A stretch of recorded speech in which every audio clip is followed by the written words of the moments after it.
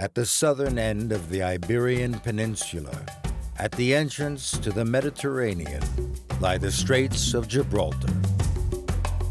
Gibraltar's wildlife is sometimes overlooked, but the fascinating creatures of the rock are one of the region's best-kept secrets.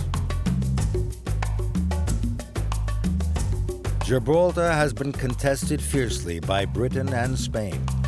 And when it comes to competing for resources on land or on water, we will see that Gibraltar's wildlife can also be territorial.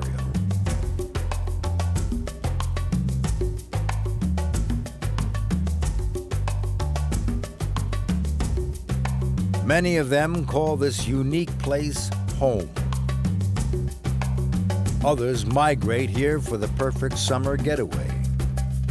From hard-working locals to bothersome foreigners, this is the real Wild Gibraltar.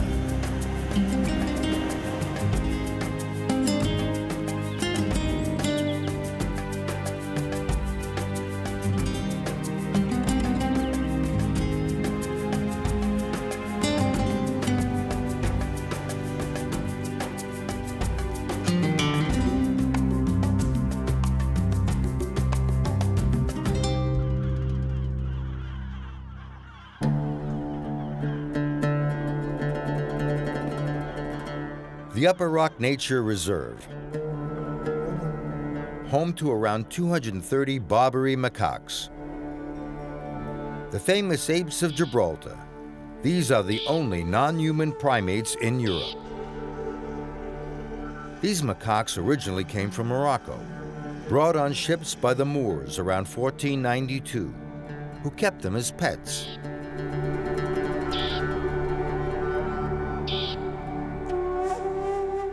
Each macaque is part of a tight-knit group of 25 to 70 monkeys. Their diet is a mixture of plants and insects, and since over 500 different varieties of flowering plant can be found here in Gibraltar, they are spoilt for choice. They command a spectacular view of the port of Gibraltar and beyond to the Atlas Mountains, where 3/4 of the world's population of Barbary macaques still live today. Wild populations around the world have suffered a major decline in recent years. In 2009, they were declared an endangered species.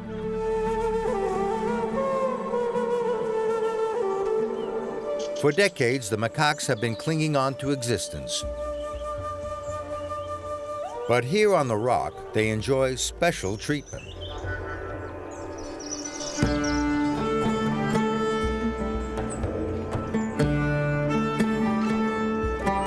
Far from home, scratching a living off the earth, it isn't surprising that these homesick apes were taken up as a symbol by the rock's British inhabitants. A popular belief holds that as long as Barbary macaques exist on Gibraltar, the territory will remain under British rule. This may be the reason why the local government and locals here tend to spoil these macaques with treats. After their African odyssey hundreds of years ago, the apes of Gibraltar are now well pampered.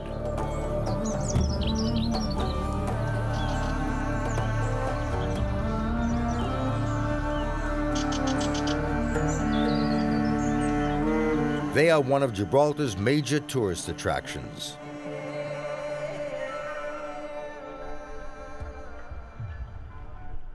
The most popular troupe live at the Ape's Den, where you can expect to get especially close to these monkeys.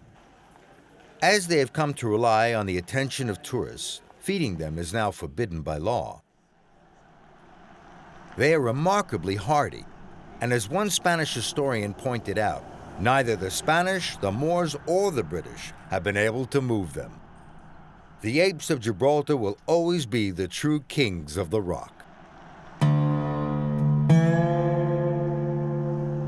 According to Greek mythology, it was the famous Hercules who pushed the two continents, Africa and Europe, apart. leaving behind two pillars, one in Morocco and one in Gibraltar. Over thousands of years, as the continents drifted apart, many species found themselves stranded and unable to adapt. One creature which struggled to make a home here in Gibraltar has started to cope better in recent years. They nest in a colony on the cliff face above a busy coastal road near Vejer de la Frontera. The bald ibis, one of the 10 most endangered birds on the planet. As with the macaques, their ancestral home lies in Morocco. But unlike the apes, these birds mysteriously disappeared from the Iberian Peninsula a few hundred years ago. This colony has been recently reintroduced and are doing splendidly. It's nesting season, so couples are hard at work building their nests in the cliff face. If the reintroduction project is a success, these nests will last generations.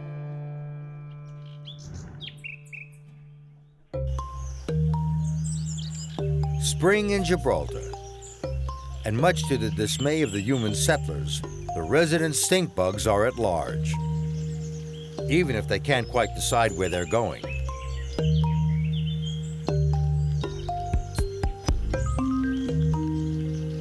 There are hundreds of thousands of insects native to Gibraltar, and its unique geographical position means a far greater variety than the rest of the Iberian Peninsula.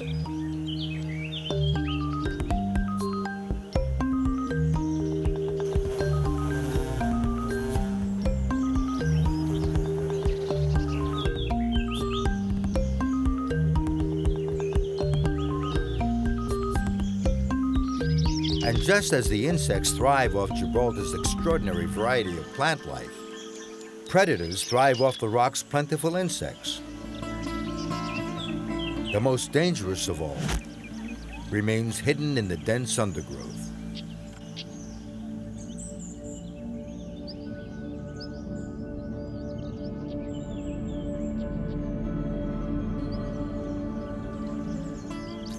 The chameleon. This hunter will need to build up his energy. He has just woken up from a state of semi-hibernation. A few tasty locusts will do.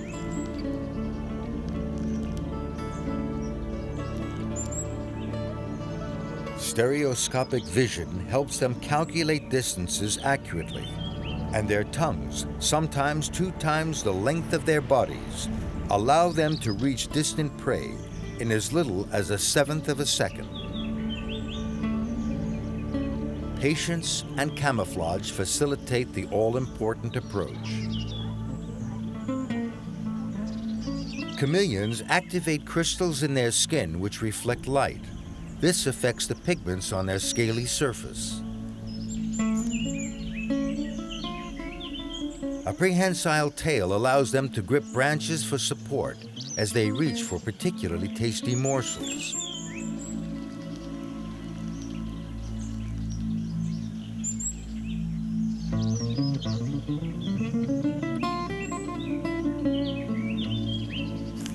But when it comes to patience, there's another creature from the north of Africa who tops the stealthy chameleon. The stir-thighed tortoise. Unlike chameleons, this reptile is strictly vegetarian. But don't be fooled by their gentle appearance. The warm weather has awoken the male's desire.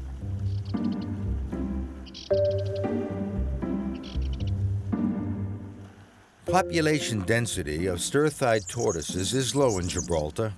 It is often difficult for a male and a female to meet at all. After years of waiting, this pair have been extraordinarily lucky.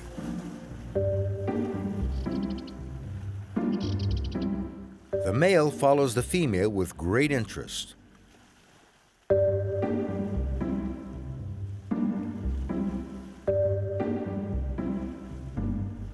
He will try biting her and ramming against her thick shell before trying to mount her. What the male lacks in tenderness, he makes up for in persistence. This male will follow the female wherever she goes.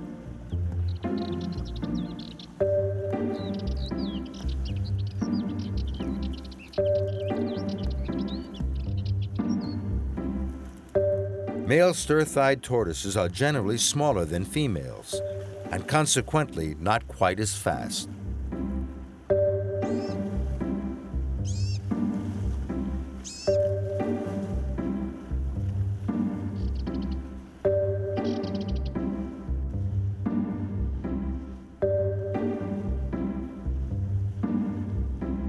This time, the male has been outpaced. After building his strength back up, he'll give it another try.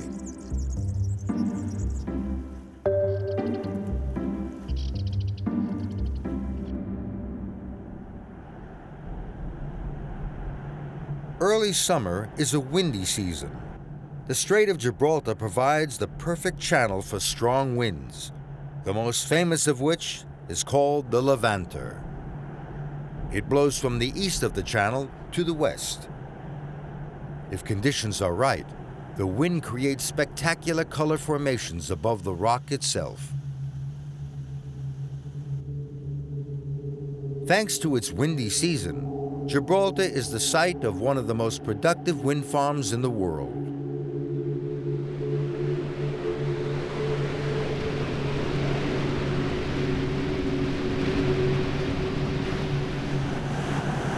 At its peak in late spring or early summer, crossing the straits becomes more and more dangerous for humans.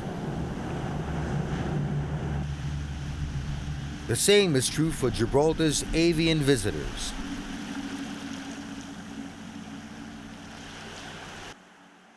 Their journey takes them from sub-Saharan Africa to their birthplace in Europe.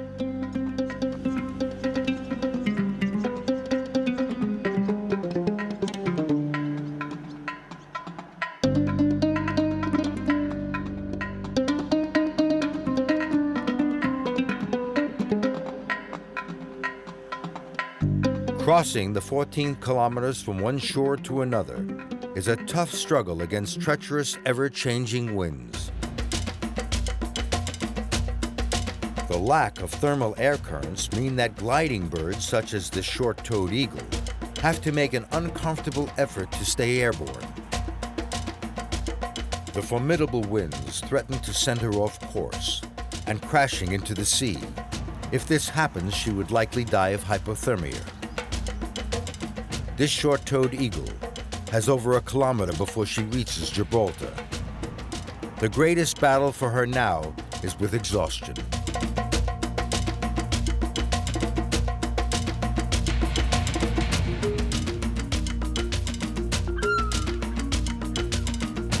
Even worse, a host of seagulls are preparing to give her a hostile welcome.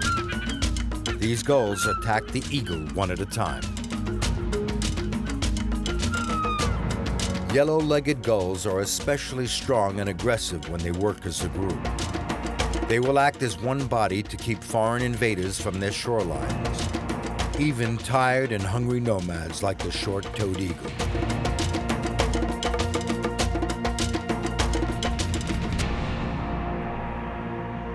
She makes it through the blockade, but only by a hair's breadth.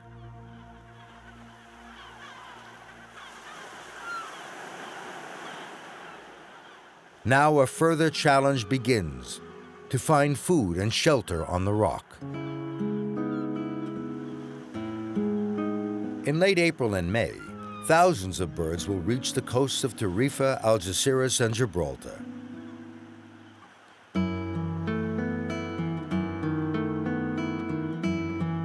They face dangerous threats and expend an extraordinary amount of energy. In return for the hardship of the sea crossing every year, they are able to exploit the best weather conditions all year round and can rely on the food resources from both continents.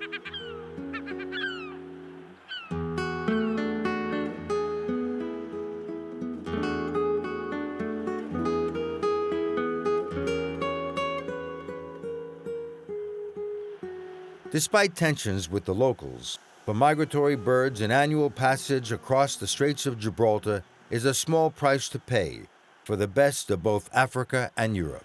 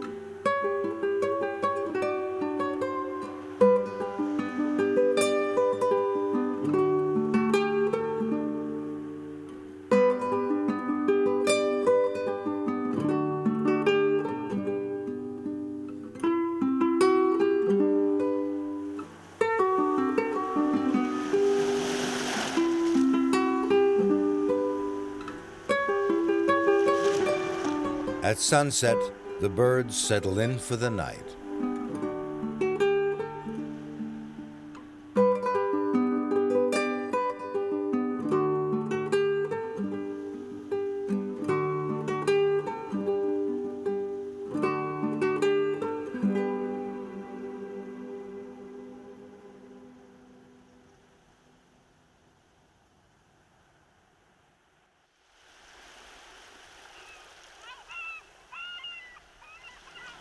It's dawn, the following day, and it seems like some of the birds were not so lucky.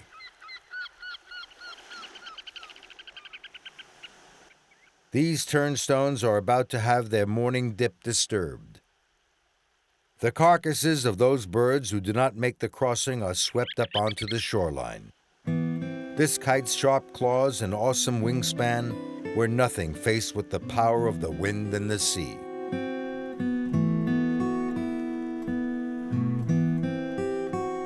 For many migratory birds, the Straits are the gateway into Europe. Only the fittest or the luckiest survive.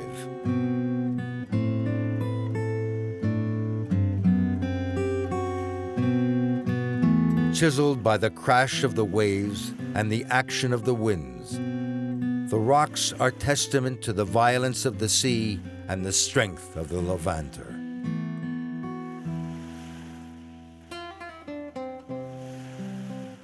The rocks seem to look out from Gibraltar over the straits towards the African continent.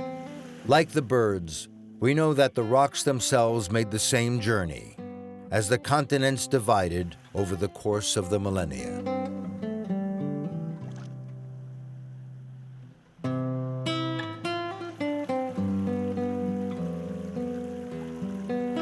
Gibraltar boasts a network of brooks and tributaries which carry the water collected in the rainy season.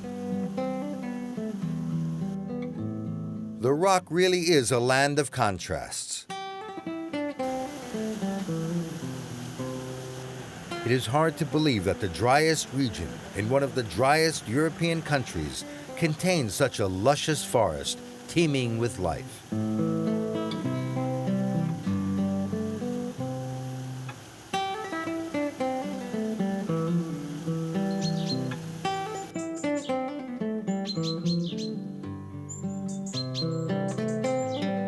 Many of the creatures here, from the insect life to amphibians, have been native to Gibraltar since the last ice age.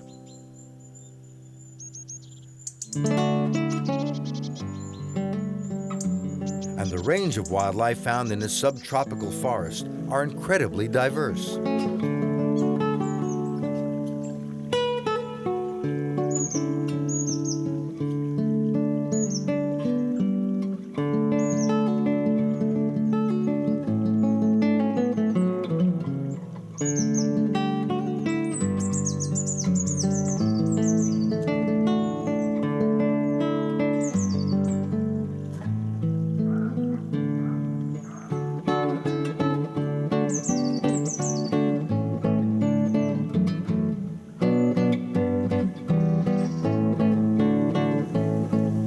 Mountains cause the clouds to gather in a natural trap. The clouds are forced to release all the water and moisture they have been accumulating, giving rise to a microclimate comparable to the humid forests of tropical zones. It has been several months since our short-toed eagle arrived from Africa.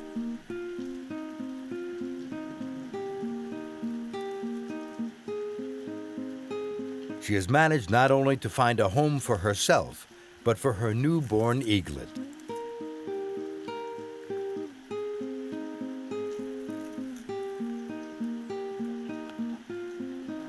This is the perfect place to raise a young eagle. The forest is a plentiful source of food. Finding a tree with a full canopy of leaves is essential. If the chick's down becomes drenched, the creature will die of cold.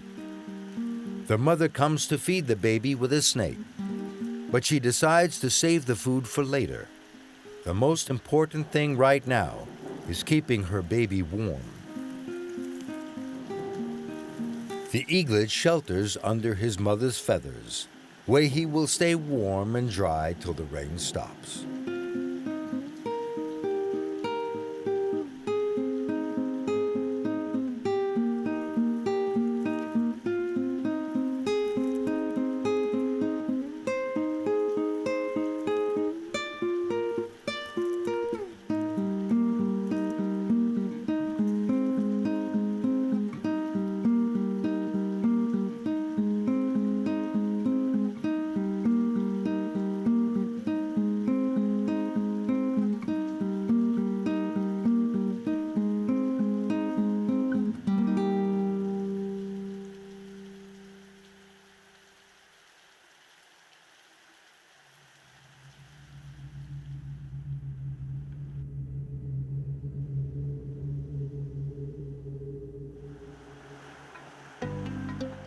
Every year, more than 82,000 ships bearing passengers or goods cross the straits. It's one of the busiest spots of global ship traffic. Birds are not the only animal coming and going across these straits. The Atlantic bluefin tuna are now traveling through as part of their annual migration. A small flotilla of traditional fishermen from Morocco have come to try their luck. But these fishermen are not alone.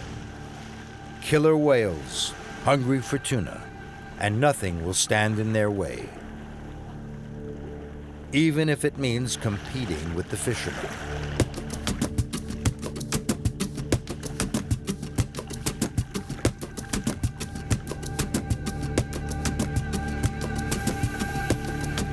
The killer whales are opportunists.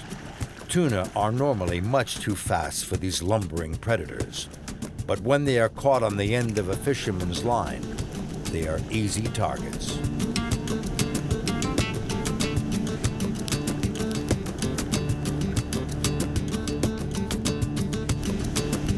The fishermen struggle to beat the whales to the catch.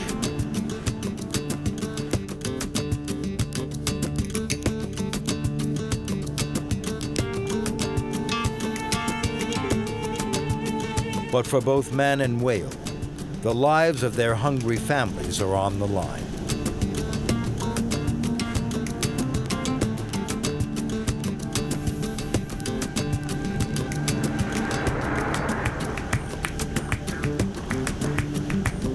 The fishermen hasten to bring up as much of the remaining catch as they can without it being snatched.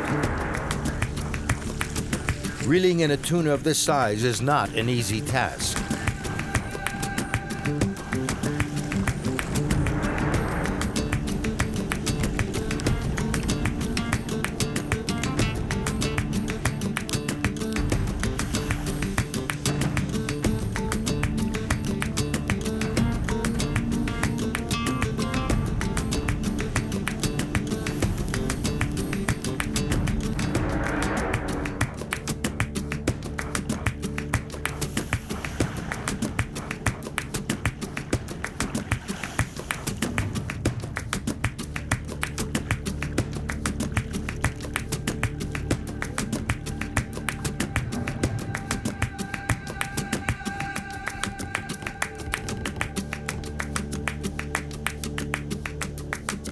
While the fishermen don't leave empty-handed, the whales win out and manage to beat the boats to most of the catch.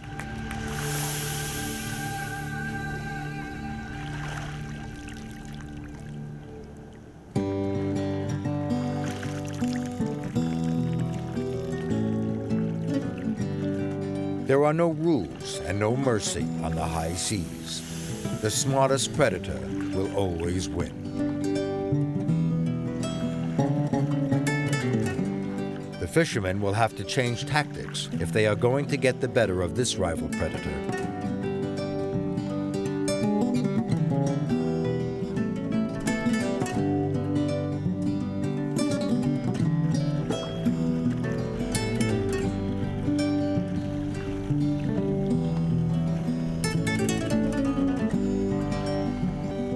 While the fishermen survey their losses, the whales head home with full bellies and a knowledge of a job well done.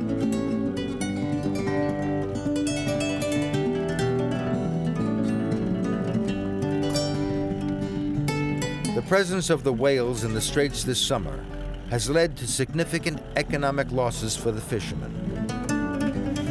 Competing with Gibraltar's wildlife for resources is just part of life here.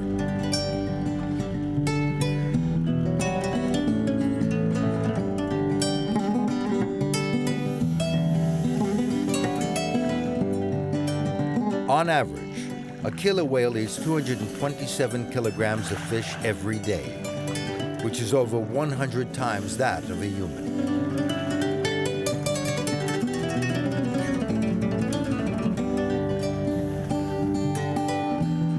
For others, the whales themselves provide an excellent source of income. Tourism is one of Gibraltar's most important industries, and these whales are a star attraction.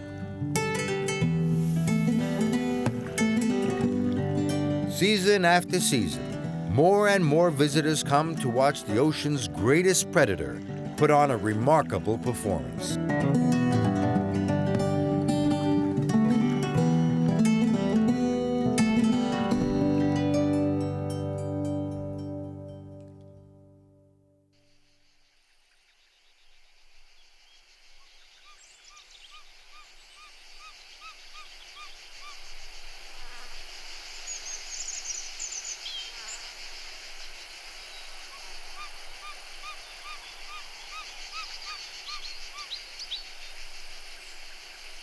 We are now in the heat of summer, and our family of short-toed eagles have fallen on hard times.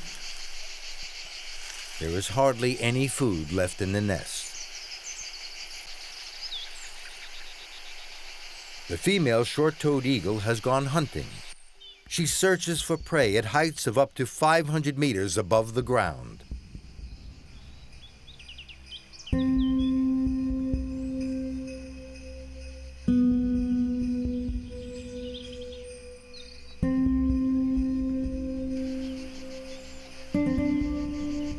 The rest of the family finish off what food is left in the nest.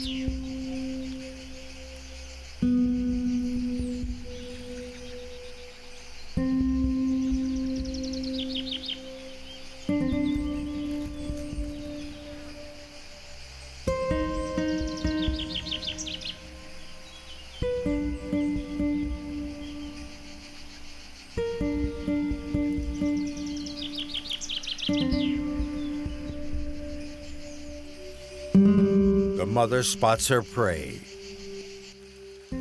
a Montpelier snake.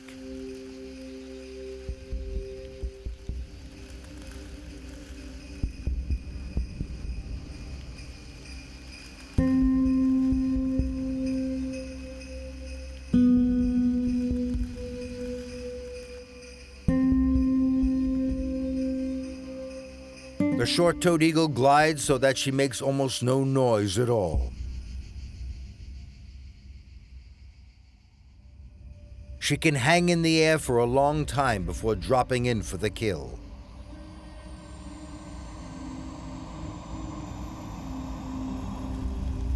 The snake moves too quickly for the eagle and manages to make its escape into the brush. The family's dinner has got away.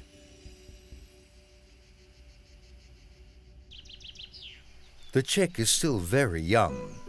In this heat, he will need all of the nutrients he can get if he's to learn to fly and travel back with the family to Africa at the end of the season.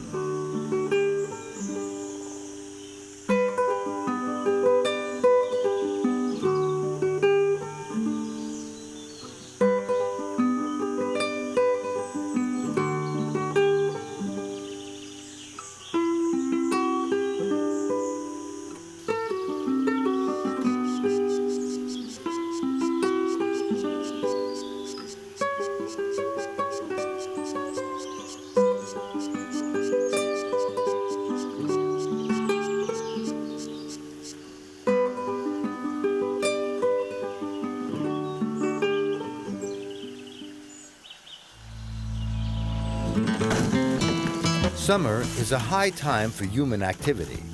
In particular, cork-cutting works have started in the cork oak forest. Every 9 years, the cork trees are stripped of their bark. In order not to harm the tree, the axes should only cut the bark, which requires lots of experience and a careful aim.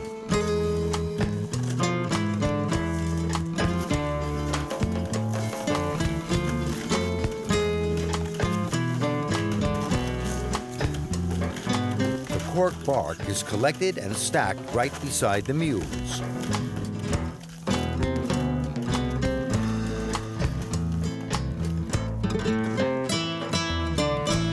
If the pack is not loaded correctly, the mules will fall on the uneven path to the yard, where the output is piled up and weighed before being sent off for processing.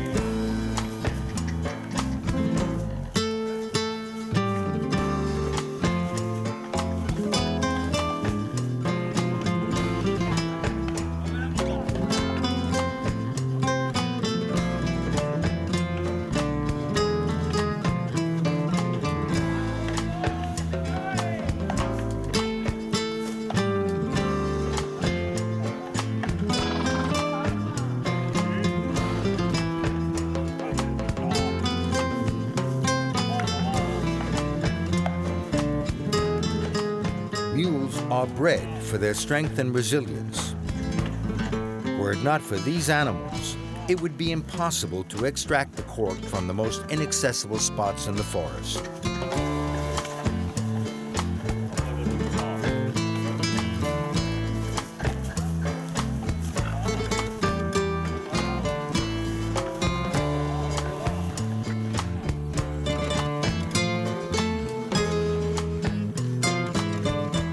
The mules arrive at the yard, driven by the muleteers.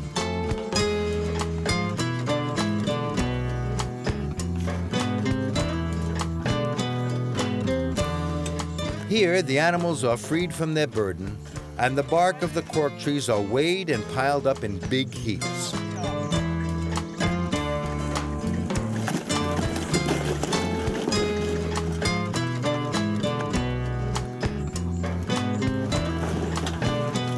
Lorries will take them to processing factories.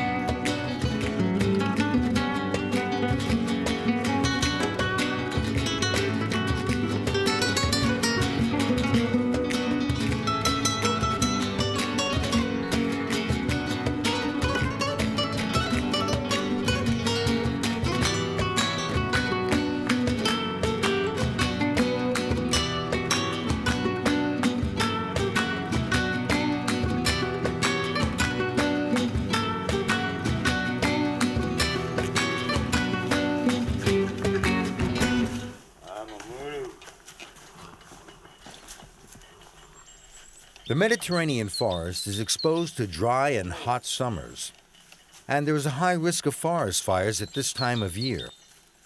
But cork oaks have evolved a special fireproof coating. The bark trees reveal a reddish color. This is when they are most vulnerable to fire.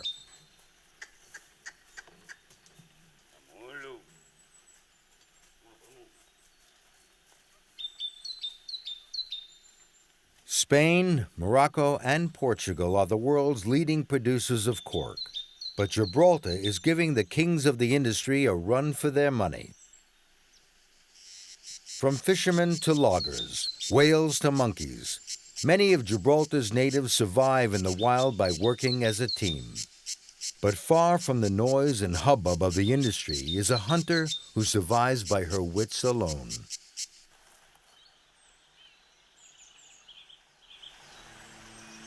The Genet.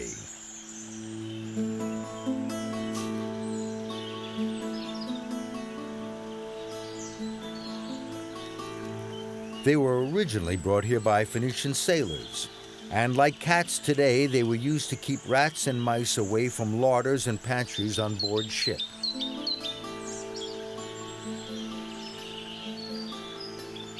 This Genet is not completely alone. An unexpected companion has joined her and watches the hunt.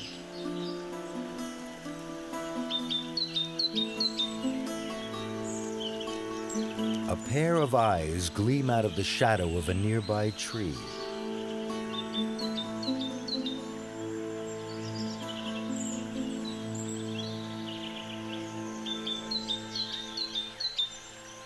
The Genet has a keen sense of smell.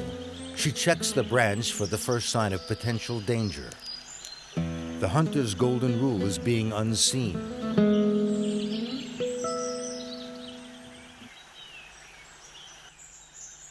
But Genet are restless creatures, and sooner or later they give away their position.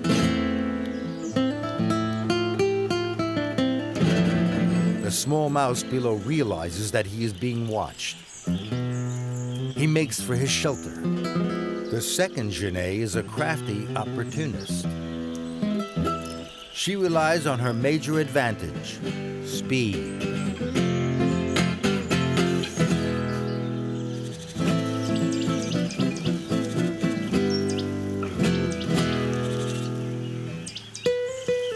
The hunter has done the hard work, but has missed out on the prey this time.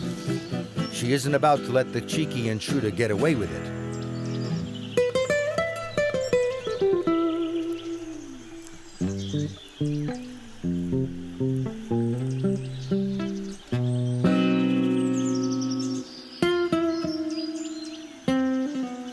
But she is already too late.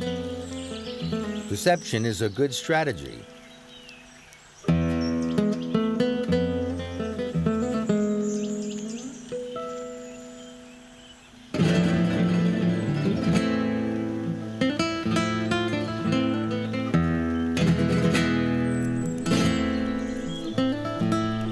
This Genet won't have to share her meal with anyone. Toying with her meal, it seems a little like she's rubbing it in.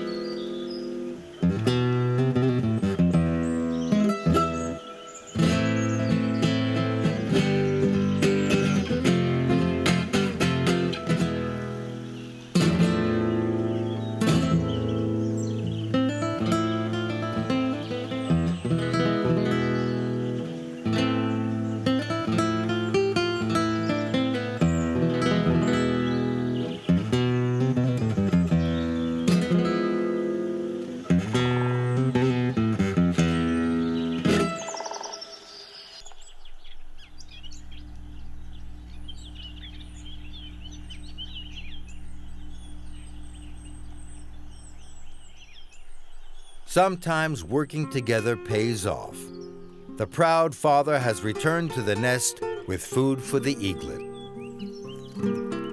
The young chick has grown so much that it's hard to tell the male and his chick apart.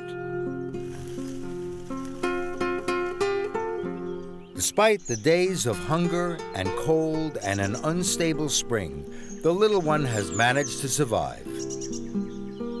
In a few days, he will leave the nest. And before summer ends, without ever having seen the sea, he will have to travel back across the straits to Africa.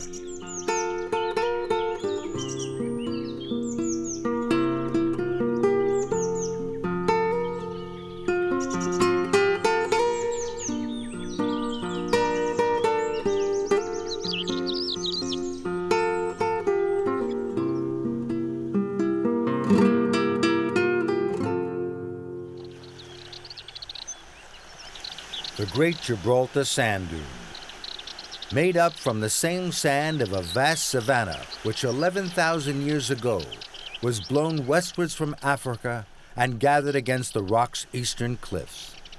In mid-August, this dry scrubland is the perfect arena for the chameleon's mating rituals.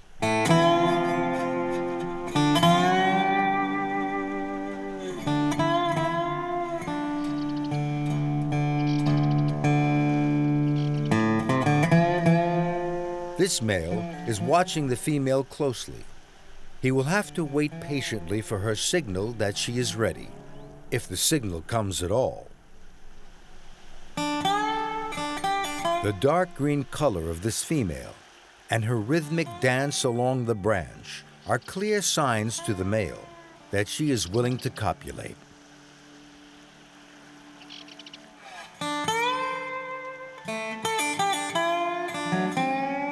He doesn't waste any time, and she is getting impatient.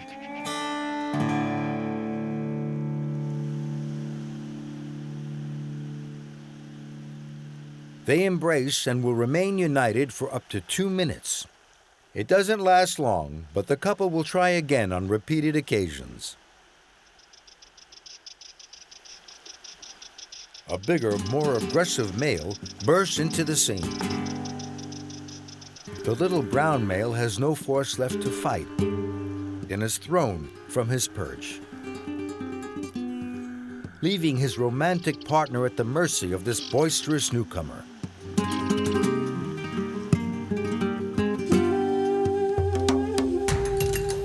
But she is not to be trifled with. If this troublemaker thought it was going to be easy, he had better think again. She is no longer receptive. Her color is fading. She is not ready for another mate.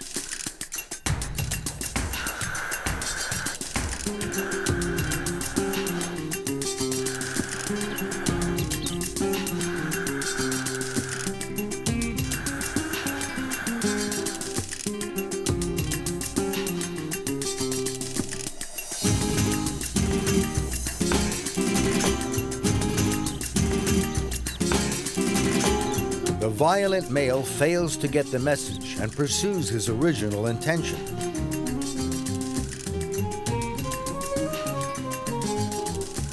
The new coloration of the female and the raised crest on her back leaves no doubt as to how she feels about this.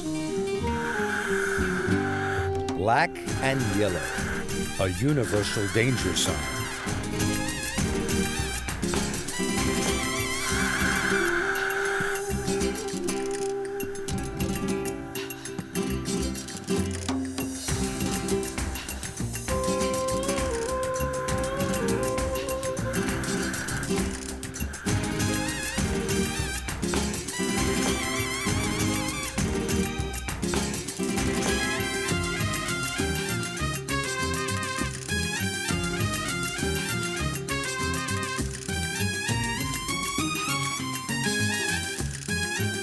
Burned and frustrated, he takes it out on his rival lover instead. Even if he is a terrible romantic, he will at least stake his claim to his territory.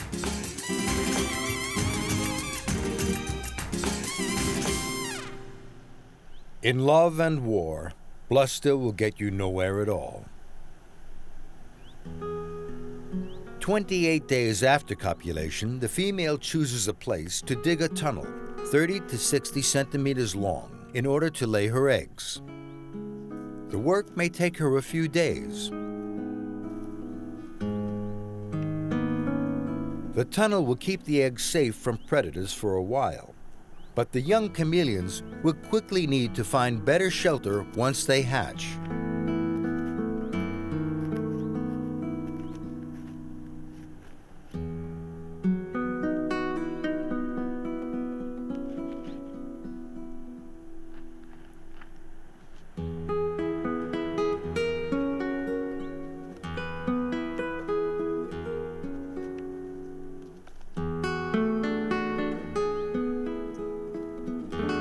The female will lay between 9 and 28 eggs altogether.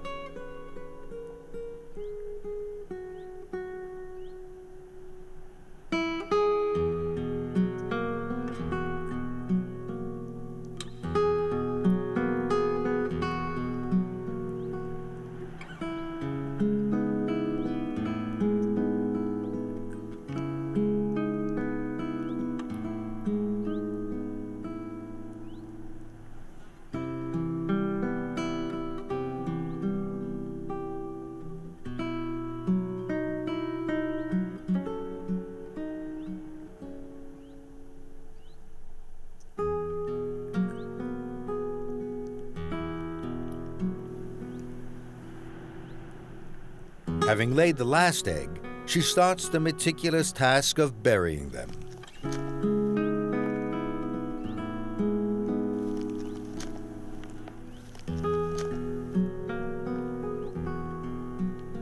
She will be as patient as necessary to ensure against any potential predators.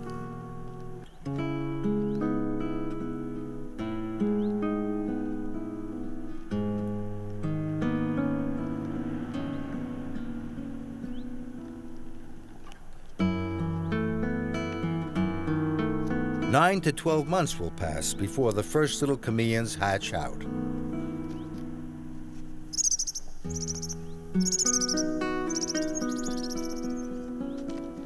After covering the hole, she can leave her eggs in relative safety.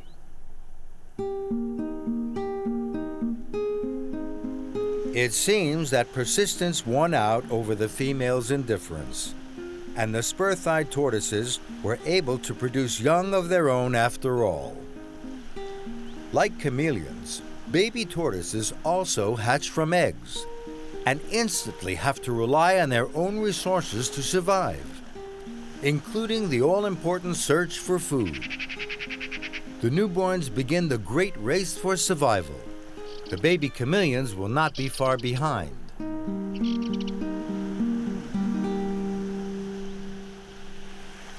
Autumn. After the breeding season in Europe is over, thousands of black kites gather on the shoreline. Here they will await the right moment to cross. The mellow skies of autumn are more friendly to the kites than earlier in the summer. Fresh from the nest, our young eaglet joins them.